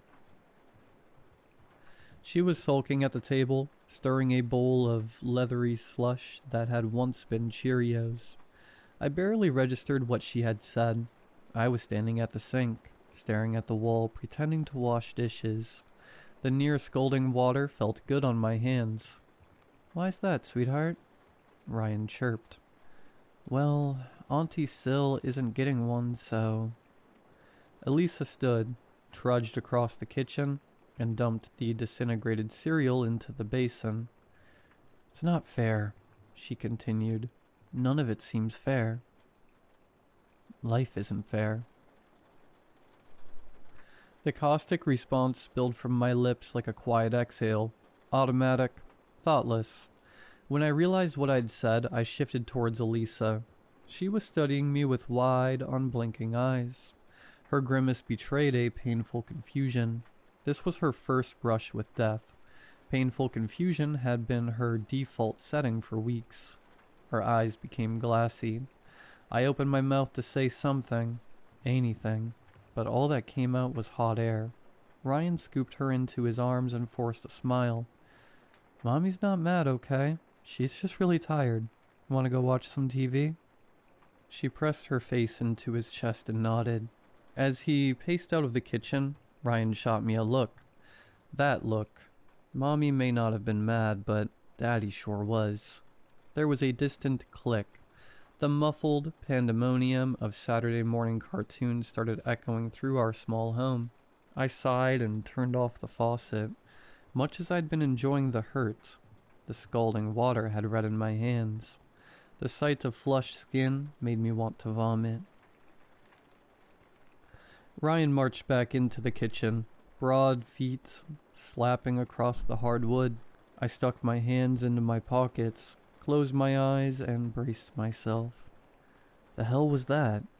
he hissed. I shrugged. "What, you disagree? You think what happened to Sil is fair?" "My God, that is not the point." My blood ignited. I spun around to face him. "Oh, I'm sorry. I had no idea there was a point. Please, Ryan, enlighten me." He glanced towards the living room. "Keep your voice down." I stomped up to him and spat out a single word. "Why?" I glared at him. There was another distant click, followed by a high-pitched muted sob. I heard Elisa too, but I would not yield. I wanted him to fight back. My jaw tightened but abruptly went slack. He looked away from me, a reaction more damaging than any insult. "Jesus, where are you right now, Carmen?" I cocked my head, but he didn't elaborate. He walked off to attend to Lisa, leaving me in the kitchen to puzzle over what the hell he meant. In retrospect, I think I understand.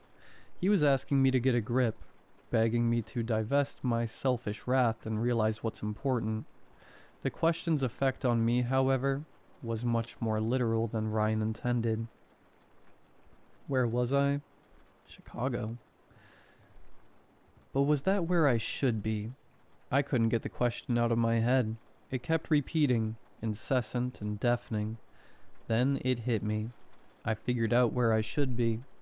I took a clandestine trip to a nearby pawn shop. My engagement ring wasn't worth much. The stone was only half a carat after all. But it was enough. 800 would cover the plane tickets, and a few nights in a hostel. I know how it sounds, but I had a plan. Sylvia wasn't the only one who died from the gas leak, so there were talks of a class action lawsuit against the landlord, as if anything in this world can be considered a guarantee. I convinced myself that those earnings would surely buy the ring back. Someday. I started to leave around midnight. Our home was silent, save for my husband's wispy snores and the soft hum of the TV. I slung my backpack over my shoulders and tiptoed into the living room. They had fallen asleep together on the sofa. I stared at Ryan for a while, watching the TV bejewel his closed eyelids with its opaline flicker. He was going to be furious, but I would never come to terms with her death until I did this. It was my way of making amends. I stuck the post-it note onto his cell phone before slipping out into the cold, moonless night. Flying to Ecuador, back in 2 days. We'll text to let you know I'm safe. Then on the adhesive side, a last-minute addition. Tell Elisa I love her. I landed in Quito at noon. Exiting onto the tarmac, I was struck by an intense disorientation. The flight crew warned us that we might experience altitude sickness.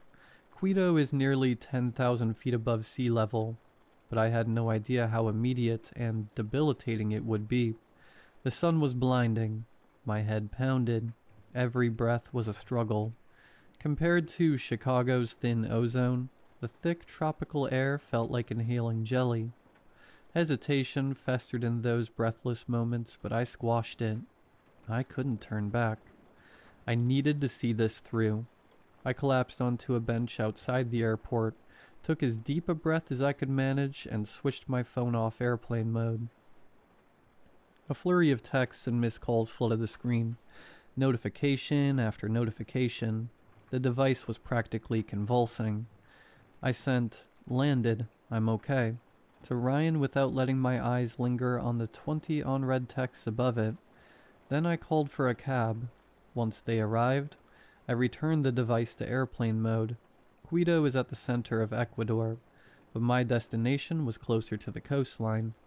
That's where the mangroves bloom. Whenever she tried to sell me on this pilgrimage, Sylvia always harped on the mangroves. I never asked why, though I suspect she was channeling some fragment of Mom, some piece of her that I had forgotten. Sylvia was 12 when we were abandoned. I was 5. She actually had some memories of the woman.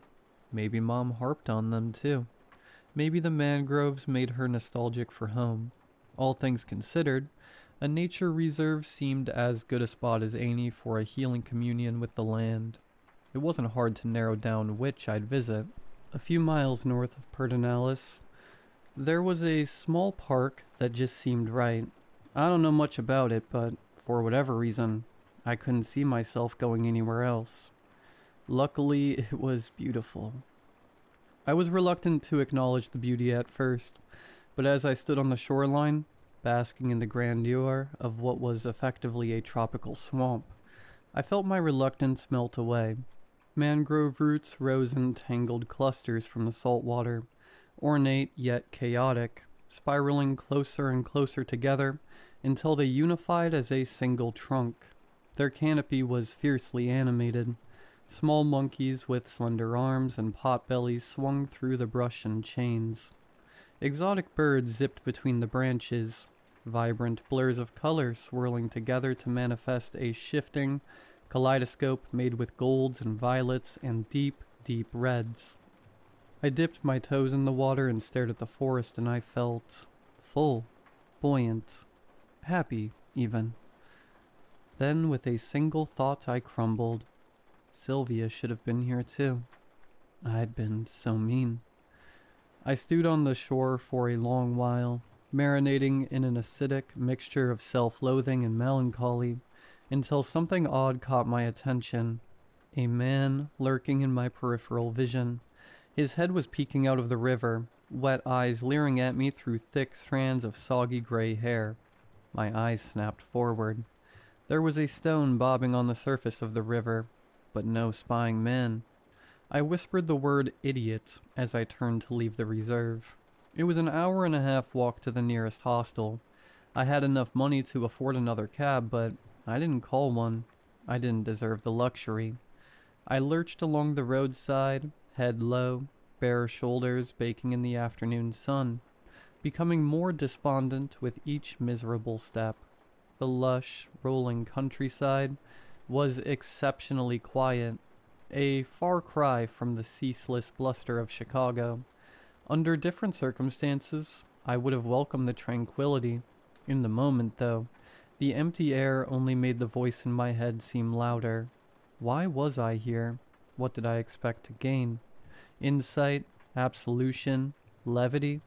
Stupid. It was all so stupid, so short-sighted, so pointless. All of a sudden, my ears perked. There was a soft, steady crunching a few yards back, the sound of dry grass being crushed under a boot heel. Was someone following me? I paused. The crunching stopped. I balled my hand into a fist, took a deep breath, and whipped my head around. But there was no one. Just the winding road and the sleepy hills. My heart rate slowed. When I started walking, the crunching resumed. I peered over my shoulder. Still, nothing behind me. I did my best to ignore the unsettling phenomena, but by the time I arrived at the hostel, the sun was setting, my calves were screaming, and my mind was ragged. In other words, I was ready for a drink. My memories of that night are disturbingly incomplete. Here's what I do remember. It begins with me at the back of this dimly lit dive bar. I'm brooding, throwing back liquor at a reckless pace, when I'm suddenly approached by a well-dressed man. He's sporting an indigo blazer and black chinos, overdressed for the stifling heat. Up close, he smells like brine. The table wobbles when he leans on it, one leg shorter than the others. He steadies my glass with 2 fingers so it doesn't fall. A small wave of brandy laps his gaunt fingertips. He takes his hand out of my glass and sits down. I can't remember whether he introduced himself or just sat down and started talking. Called himself Michael. Mikhail? Something like that. Over and over. He apologizes. I ask him, "What for?" He claims I already know, but I make him spell it out. "For Sylvia," he says. For the way she asphyxiated on perfectly good air. For the way the gas toyed with her mind. For the terror of her last moments, hallucinating alone in a lightless apartment. For everything, really. Wait, did I tell you all this? I ask. He says I probably did. Then he keeps talking. I'm not sure what about. I'm distracted by the whites of his eyes. There's movement. Pinpoints appear, enlarge, and then dissolve. Sort of like film grain. The rhythm is hypnotic. I'm comfortably spellbound until he says something that catches my attention. "Would you like to commune with your sister?" Slowly, with apprehension, I nod. From there, my recollection really fragments. There are breaks, skips in time, pieces I've lost. I follow him out of the bar, stumbling. I slip on the edge of the door frame, plunge forward and close my eyes, preparing myself for the impact. But there's nothing. No collision, no shattering bones, just a clean emptiness, a starving void. When I open my eyes, we're in a van. Michael's driving. I don't see anyone else, but there's laughter. So much laughter. Thousands of shrill, squeaking cackles come from the driver's seat, in excruciating cacophony, enraged wasps probing my eardrums. "Welcome home, little leech. Don't be afraid. Your baptism is overdue, but it'll be over before you know it," he says. We're accelerating. I can tell by how the darkened countryside is passing by, faster and faster. I plead for him to stop the car, but I can't even hear the words leaving my mouth. And Michael's not even watching the road anymore. He's twisted over the seat, leering at me, pinpoints dancing across the whites of his eyes, and then quiet. In an instant, the laughter's gone. Salty air scrapes my tongue. A bird trills far overhead. I look around. I'm sitting at the front of a small rowboat, floating down a narrow river, hemmed in by gnarled webs of mangrove roots. Moonlight drapes a faint silver membrane over the otherwise shadow-swelled landscape. Behind me I hear something rowing. I know it's Michael, but I don't dare turn around and check. "Do you see her?" he whispers. I squint, carefully reaching for the root beds. My heart is stammering. My thoughts are frantic. How did I get here? What the hell is going on? "Do you see your sister, Carmen?" he moans. The blackness is nearly impenetrable, but I look closer, because I desperately want her to be there, because I need to tell Sylvia that I love her, and that I'm sorry. I knew something was wrong the night she died, but I didn't act. I could hear it in her voice when she spoke on the phone, but I chose to ignore it. Because the way she talked about Mom made me so angry. I could have saved her like she saved me, but I didn't. My eyes widen. I think I see something downstream. I convince myself something's there. A nebulous shape looming within the palisade of mangroves. My body's drifting forward, over the lip of the boat. I murmur my sister's name. "Sylvia?" I wait. A hand streaked with crimson skin erupts from the brackish river. Bloated fingers wrap around my wrist and pull. I don't have time to scream. I lose my balance and topple over the side of the boat, dragged under by the flushed red hand. Water surges into my chest when I attempt to breathe. Mud seeps into my stomach, causing it to spasm. I thrash, but it does nothing to slow my descent. My fingers ache for something to anchor onto. I can't determine if my eyes are open or closed. The darkness is all-consuming. I feel myself slipping away. Suddenly, something cold and sturdy grazes my palm. I use my remaining energy to squeeze it. The surface is smooth like metal. It's round, and it fits nicely in my palm. Reflexively, I turn my wrist. There's a creak. My foot drifts forward and somehow finds solid ground. I'm stepping into my home. The door slams shut behind me. Ryan is racing down the hallway. I double over, coughing, hacking like there's something stuck in my lungs, and my vision is dappled with tiny, pulsing dots. "You don't remember anything about how you got home?" The park bench squeaked as Ryan slid closer. He was sweating. His eyes darted between me and Elisa, who was pedaling her bicycle along a nearby path. I massaged his stone shoulders. No, I really don't. I was at the bar top drinking. Some guy came up and bothered me, said some strange stuff, but he was harmless. Then 24 hours later, I'm home. I pause, preparing another lie. But in between, nothing? Nothing at all? "Elisa, what did I say? Stay where I can see you." Startled, Elisa wobbled, then tumbled off her bike, landing knees first onto the pavement. "Come here, love," I called out. Elisa pulled herself together, stood, and then began plodding over to us, dragging her bike by the handlebars. Fresh blood glistened across her kneecaps. I stopped the massage and started rifling through my purse. Never went anywhere without a few band-aids and Neosporin, since we took her off training wheels. She slumped on the grass next to me, bleary-eyed. "Can I try to fix it?" Her lips cracked into a delicate smile. I bent over and began smearing the antiseptic on her abraded skin. "And the guy you mentioned, the one in the suit, you don't think he, took advantage of the situation?" "What?" I asked, lifting my head and throwing it over my shoulder. Ryan's pale blue eyes were wide and damp. Took me a second to realize what he was dancing around. For whatever reason, that was the farthest thing from my mind. "Oh, no, I don't think that freak did anything like that." Relief flooded over him.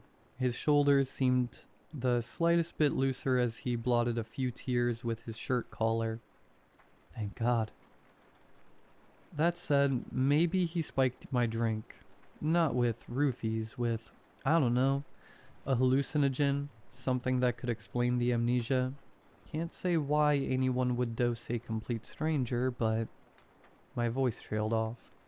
Out of nowhere, every cell in my body began to buzz, and my attention was drawn to a man limping past us. His name was Mateo. He was well known in the neighborhood as a sweet but self-destructive man. Uncontrolled diabetes had ravaged his body. He couldn't see well, couldn't feel much below the waist, and worst of all, there was his foot, or what was left of it. From the shin down, the appendage was gangrenous, black like a cannonball and as cold as sleet, with a stench that could likely be appreciated from the upper atmosphere. When the tissue first went tits up, Mateo refused to get it amputated. We all assumed his days were numbered, and yet, years later, here he was, seesawing his way around, panhandling like usual. The necrotic tissue just never got infected, even though it absolutely should have. A perverse and sadistic miracle. Today, though, something was different. The flesh was moving, churning, the blackened skin peeking out from his dirt-caked sneaker, snapped and bubbled like boiling tar, surreal and revolting. I looked to his face. He wasn't in pain, he wasn't in distress. He wore the hollow smile and the vacant eyes of a lifelong scavenger, same as he always did. Nausea clawed at the back of my throat. I told myself it wasn't real. I tried to tear my eyes away, but God, I couldn't. There was something bewitching about the way his flesh churned. A pattern, meaning concealed within its beats and cadences. Something that needed to be felt, to be completely understood. A tactile language like Braille. The tips of my fingers began throbbing. Bizarre notions took root in my mind. The way his flesh moved, something about it reminded me of Sylvia's voice. No, I thought, that's absurd. But was it absurd? Speech is just a series of vibrations, right? Vibrations that could just as easily swim through dead meat as they could living vocal cords. No, I needed to get a grip. There was another explanation. I was exhausted.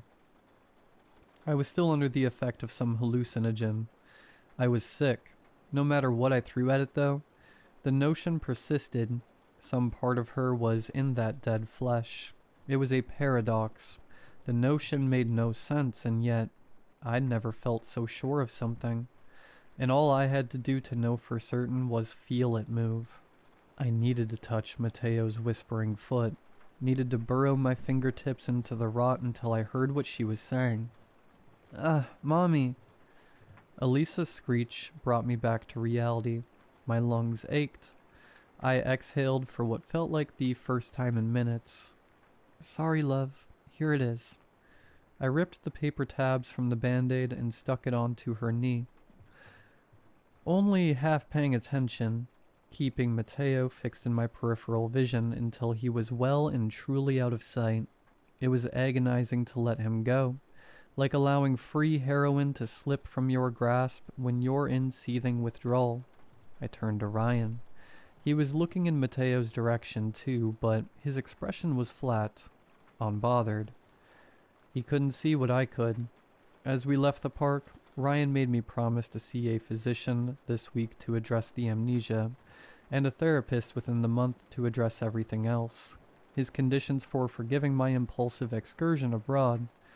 I promised I would. That said, my mind was elsewhere. Michael, whoever he was, claimed he was granting me the ability to commune with Sylvia. Was this it? Did communion require some sort of medium, flesh as the interface between the living and the dead? Had I missed my opportunity? I could only answer the last of those three questions. I hadn't missed my opportunity, because I knew which alleyway Mateo slept in at night.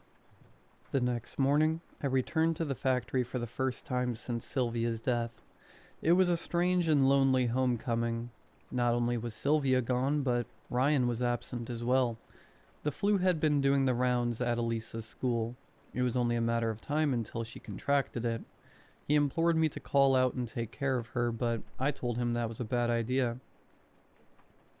Although our workplace was much less exploitative than it had been when we were initially signed on, it was still run by a merciless organization whose patience could only be tested so much. Since he had continued to work while I was out on the few days of bereavement, my manager would afford me. It was important that I show my face. It was nicer than I anticipated. There was a blissful normality to the labor, the droning hum of the many sewing machines, the repetitive movements, the familiarity and the routine. The comfort, however, was fleeting. Before long, my fingertips began to throb. I thought of Mateo's whispering foot. Then my manager approached. Grace was a large woman with patchy gray hair and close-set eyes that seemed equally devoid of color. She stood over my station, tapping her foot as if she were waiting for me to do something, though I couldn't say what. Without warning, she started berating me. In essence, she was accusing Ryan and me of some sort of conspiracy, an attempt to defraud them. Why had there been only one of us present at any given time? What exactly were we trying to pull? Something to that effect. I don't remember precisely what she said. I couldn't focus on her paranoid rant. I was too distracted by her tongue. The flesh was whispering to me. Sylvia's voice. It was in there. I could tell by the way the wet muscle vibrated. I'd do anything to speak to my sister again, right? Yes. I would. I leaped from my chair, hand outstretched, reaching for her mouth. The suddenness of my outburst caught Grace off guard. She yelled, "Get back!" Before my fingers interrupted her, I cradled her tongue in my palm and pressed my fingertips into the warm, wiggling flesh. A panicked scream reverberated through the small bones in my wrist. I could feel Sylvia. I could almost hear her, too. She was trying to tell me something. But her voice was muffled, coarse with static like a call with a shoddy connection. As Grace's teeth began to clamp down, I dragged my fingertips across her tongue, arranging them into various configurations, trying to locate the pattern that would amplify this divine signal. Pain exploded across the back of my hand. I launched my arm back and ripped my hand from her mouth. Strips of skin peeled away under the pressure of her front tooth. The force caused Grace to fall backwards onto the floor. I stared at the traumatized woman. Blood trickled from her trembling lips. Her eyes were bulging, ripe with shock and fear. People were gathering around us. No one was exactly sure what happened. I shoved my injured hand into my pants pocket and pushed through the crowd. You'd think I'd have left the factory horrified and ashamed, but I walked home with a smile pinned to my jaw. I felt incredible. Waves of euphoria rushed through my body and collected in my fingertips. I was close. I was so very close. The police didn't come knocking that night. I was thankful, but not entirely surprised. Maybe I mangled Grace's tongue and she couldn't speak. Maybe she didn't want the law snooping around the factory. The reason didn't matter. All that mattered was what I planned on doing next. Ryan was exhausted and turned in early. Elisa had been a handful, apparently. Again, I was thankful, and I didn't bother asking questions. I felt like the world was paving the way, removing every barrier, keeping on a certain course, a path that could easily be confused for fate. Once I was sure my family was asleep, I left to find Mateo. The city was eerily quiet. I jogged from block to block without the urban white noise I was accustomed to, the blaring sirens and the distant music, and the drunken chatter of passerbys. The night was silent and black, like the river in the mangrove forest I may have drowned in. It was unnerving, but not enough to send me home, not even enough to slow me down. The euphoria I'd experienced earlier had completely disappeared. The throbbing in my fingertips resurfaced worse than ever. The pain was severe enough that I needed to cover my mouth with my uninjured hand. and muffle a wail. I was approaching Mateo's alley, and I didn't want the noise to scare him off. My wail gradually died down, and the pain briefly subsided, but as I pulled my palm away, I caught a glimpse of fingertips in the murky glow of a street lamp. They were swollen. Pockets of clear fluid stretched the skin to its absolute limit in some places, surpassing it in others, creating paper-cut-sized slits that leaked blood-tinged fluid. What the hell was happening to me? Better yet, where was my head? I was skulking through the city in the dead of night, presumably unemployed, with a sick kid at home to, what, commune with Sylvia through the flesh of some poor man? Yes, a voice in my mind said. That's exactly what I was going to do. That voice grew louder, and the impulse grew stronger, and eventually my legs began moving again. I wasn't jogging anymore. I was sprinting. Angry drivers blasted their horns as I raced across busy streets. I could have been hit, but I didn't care. I was focused. I was close. Mateo lived behind a local coffee shop. My heart sang when I saw their sign at the end of the block. I slowed my pace, steadied my breathing, and crept into the alleyway. A figure lay motionless atop a heated vent. Steam rose from beneath them, caressing their outline, giving them a shape in the inky darkness. His foot is necrotic, I reminded myself. Dead tissue means dead nerves. I might frighten him, but he won't feel any pain. I knelt down beside him, mesmerized by the vibrations radiating across his naked chin. I plunged my swollen fingertips into his flesh. There was resistance, much more than I anticipated. Then warmth licking my fingertips and a high-pitched guttural scream. Not the scream of an old man. The figure scrambled away from me.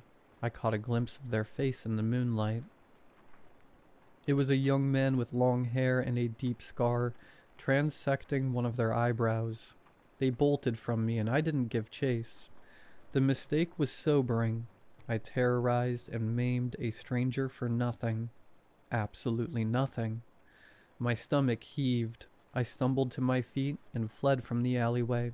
Salty tears stung my eyes. My mind seemed irreparably fractured.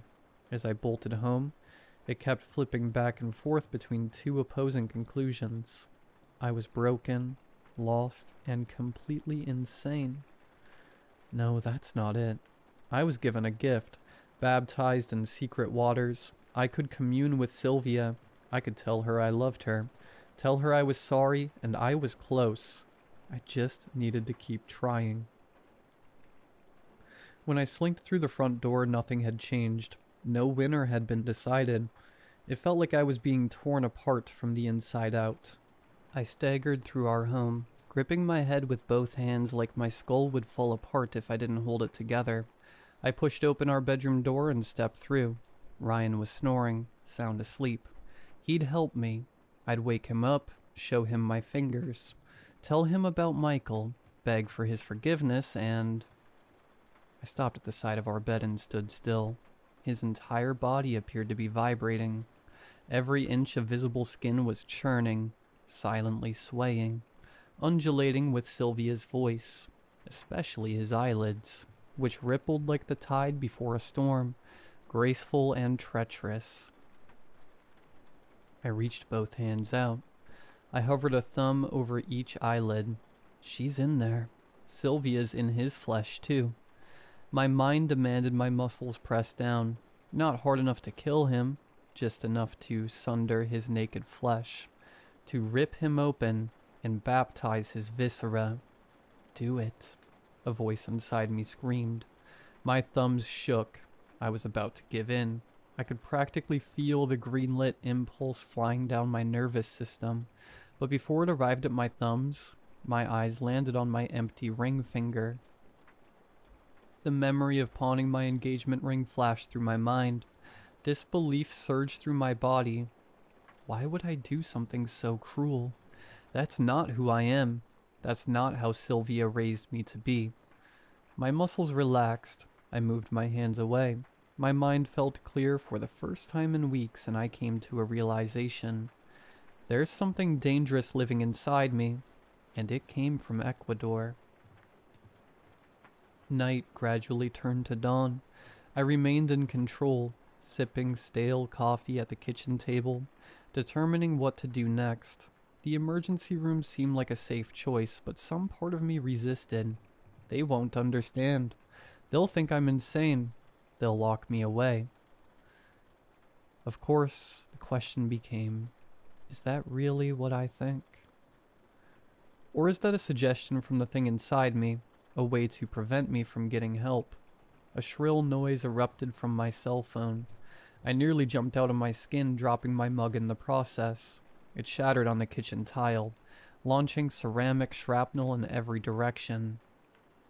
I whispered, pulling the device from my pocket. Based on the sound, I assumed it was an Amber Alert. It wasn't.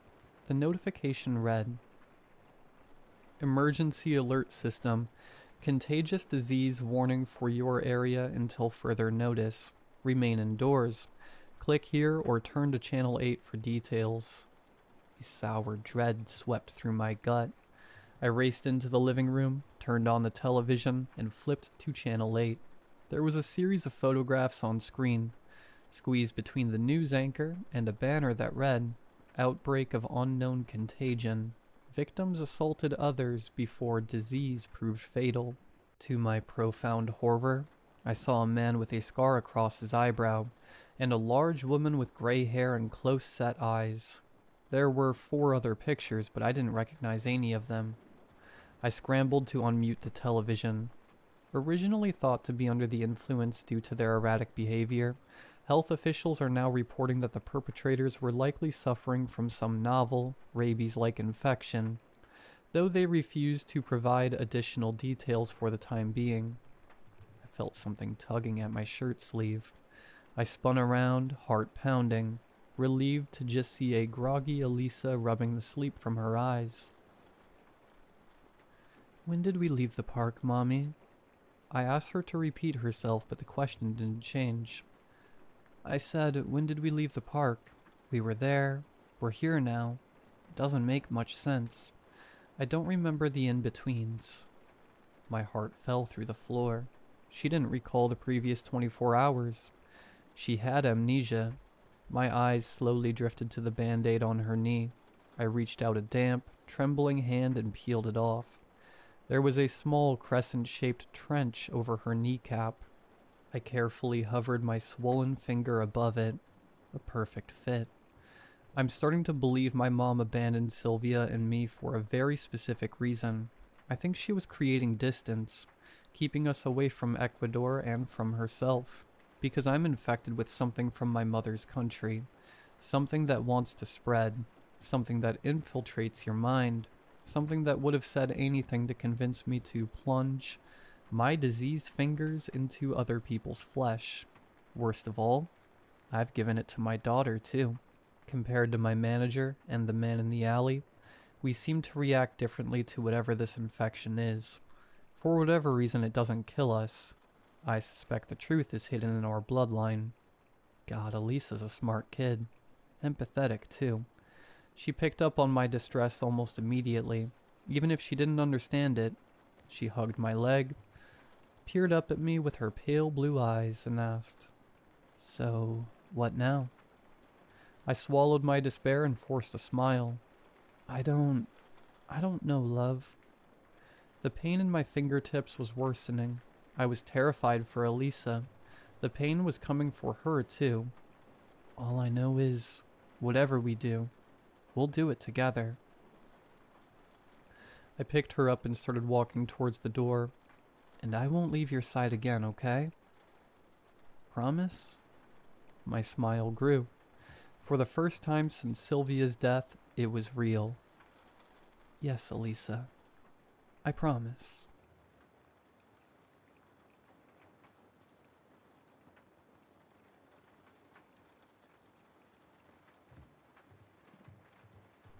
I haven't left my house in a few years. I have lost count of how many exactly, to be honest. After the first few months, it kind of stopped bothering me as well. I didn't really feel the need to be outside. What is it good for? Here I'm well fed, comfortable, entertained, and safe. A combination of things I would never have if I stepped out. I have felt kind of strange lately, however. I can feel some kind of weirdness when I'm close to anything leading out, like windows or doors.